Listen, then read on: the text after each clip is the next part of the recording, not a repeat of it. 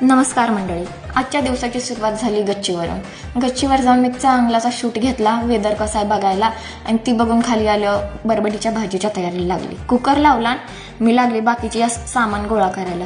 तसं तर ही भाजी पण मी यूट्यूबला बघूनच बनवणार आहे, जसे यूट्यूबमध्ये सांगितले त्या पद्धतीने.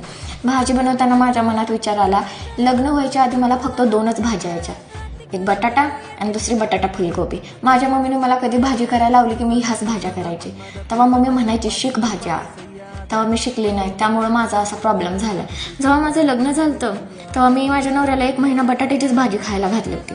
रसातला बटाटा, सुका बटाटा, रसातला बटाटा, सुका बटाटा. पण आता बरं आहे, जरा चांगल्या भाज्या बनवते आम्ही. भाजी बनवून झाल्यावर मी लगेच टिफिन पॅक केला. टिफिनमध्ये लाडून शंकरपाळा दिले त्या. आमच्या मम्मीने दिलेला फराळ संपवला पाहिजे ना, म्हणून. ही गेलं वर येऊन बघते आता काय एवढा सारा पसारा होता. पसारा आवरून जेवण करून मी झाले एकदम तयार माझ्या मैत्रिणीकडे जायला. माझी मैत्रीण जवळच राहते. बघितलं का श्रीराधे, हे तर प्रत्येक गल्लीच्या शेवट आणि सुरुवातला श्रीराधे असं लिहिलेलंच असतं. त्यांना तो वाईब चांगलाच येतो लिहिलं, श्रीराधे श्रीराधे वाचायलाच भेटतंय. ही बघा, ही एक गली, ह्या गलीत दुसरी एक गली, म्हणजे इथं लोकांची घरं गल्लीतल्या गल्लीतच आहेत. ती कुणाच्या घरी असतात काय, हिनं हमसाथ साथी लावला होता. चाय पिला, टाइमपास केला, हिच्या घरनं मी आपल्या घरी निघाले. आता मी घरी जाताना रस्त्यात एक ठेला भेटला, तिथं घेतल्या भाज्या, आणि भाज्या घेऊन आजचा व्लॉग इथेच संपला. बाय.